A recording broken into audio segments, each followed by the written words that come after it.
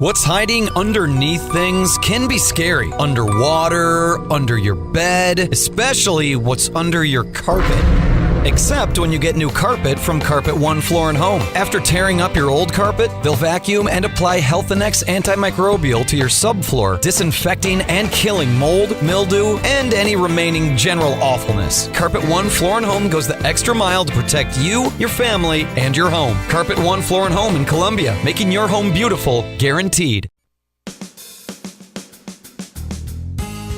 Good morning and welcome to Radio Friends on Tuesday, March the 26th. My friend Mar Doering is with us, and my other friend Connor the dog is here. Good to have you here, Connor and Mar. Thank you so much. From Paws Medical and Behavioral Center. What's our behavioral topic today? Well, I wanted to share with you a couple of things. One being my philosophy on the easy way that I think you can think about when you're training your pet and dog specifically. So this is what I think you do. You watch your dog, or cat even, and you see that they're doing something that you just love and want to have them repeat. And then you praise the heck out of them for doing that, so that they will then want to do it many, many, many times after. So just to give you an example. One example is your dog is jumping up to get your attention. Why is it doing that? Because it wants your attention. If you give them attention, even if you give them the attention of, no, don't stop, you're still given attention, see? And they're going to continue doing that. And they will continue to do that because they think that you're rewarding. If you push them back, still attention. However, my favorite thing to do, really, if you can, is ignore, protect yourself certainly, but ignore the doggy until they stop doing that. If you need to turn your back on them, you can. If you need to maybe put your arm up so you don't get hurt, that's okay. But don't interact. Wait till that moment that they are not jumping, that they are on the floor or they're sitting down, anything. Then praise them. And then praise the heck out of them. That's what they wanted, and they will repeat it. Now that sounds absolutely wonderful, Mar, but let me tell you something. My dog, Barney loves to be petted continuously. He wants to be petted all the time. And if you're sitting down and you're trying to relax, Barney comes over and starts pawing to be petted, okay? Yeah. So I'll pet him on the top of the head. All right, good. The minute I stop petting, I get pawed again. Yep. So I'll pet and I'll say, okay, that's it. No more. That's it.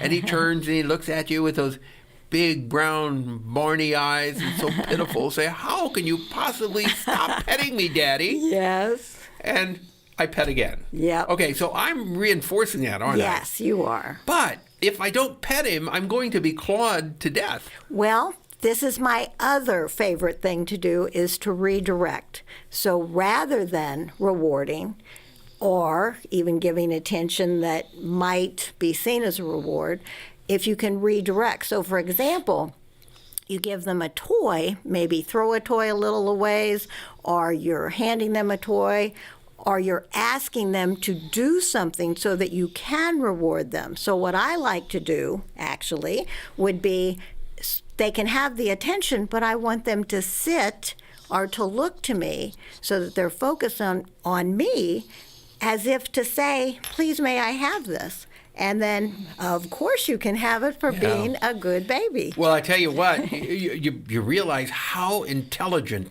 they are.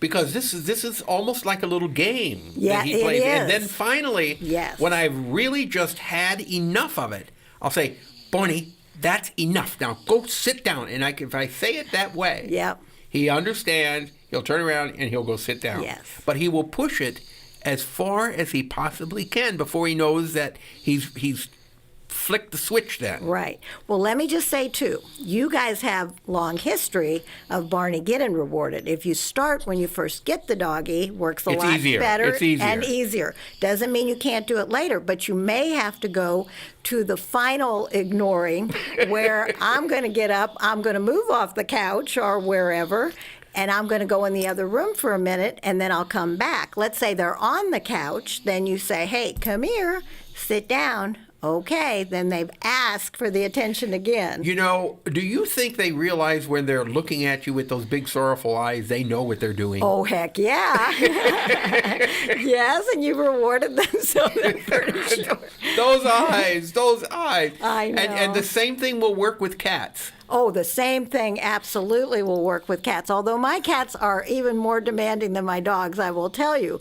And this is brings me to my next thing. Why I love working with dogs and cats is because you never have to wonder how you're doing.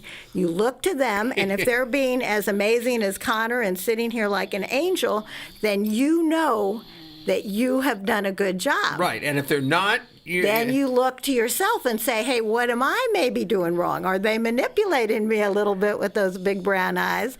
And therefore, maybe I need to find another way to do it because you see through them that maybe you're not doing quite all that you could. And you know, we think of that shot of Connor there is just so beautiful. But, you know, we think of training dogs or working with dogs or teaching dogs. I don't want to use the word training because you teach them. Yes, yes. But the same thing applies to cats. Yes. And I think cats can even be a little more conniving than dogs can. With cats, they tend to do things in a slyer manner. Do you agree with me? They're a little more manipulative, and if I want to work on anything in my office, sure enough, where does the cat want to lay? In the middle of whatever it is I'm working on. Yeah. So you're 100% right. They have their own little subtle ways of getting your attention. And they can become very, very bullheaded. Oh, yes. When you say no, they say yes.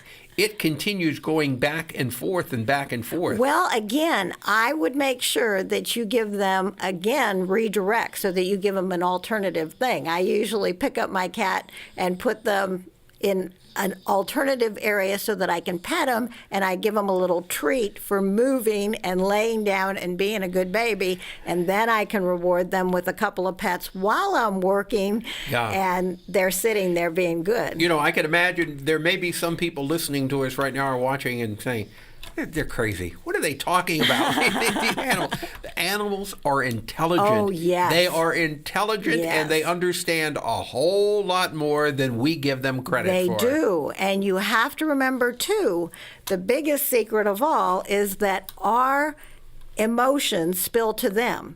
So if we are frustrated or impatient or angry or anything, it spills to them and makes them more so. That's true. Yes. And I think they can also pick up those thoughts through telepathy. I feel I had a dog, my dog Prince, who could pick up my feelings and thoughts before I even walked in the door. Oh, yes. And she would know how to greet me, how I felt. Yes, they feel your emotions, and if you're calm, that goes right. How do they get in touch with you, Ann? Real quick, Mar. Okay, just call All Paws Medical and Behavioral Center in Holt Summit. Our phone number is 573-896-4040. We'd love to see you.